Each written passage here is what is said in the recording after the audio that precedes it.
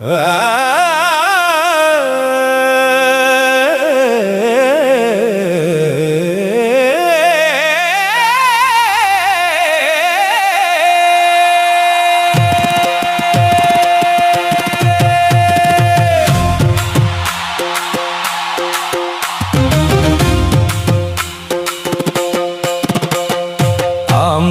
மலரின் வெண்மையினை அழகாய் பெற்ற அணங்கவளே, சோம்பிக் கிடந்த என்னுடலின் சோர்வை தன்னால் போக்கியவள், காம்பை விட்டு உதிர் மலராய் கன்னி சிரிப்பை உதிர்ப்பதுடன் தீம்பே இல்லா பார்வையினால் தினமும் என்னை வாட்டுகிறாள்.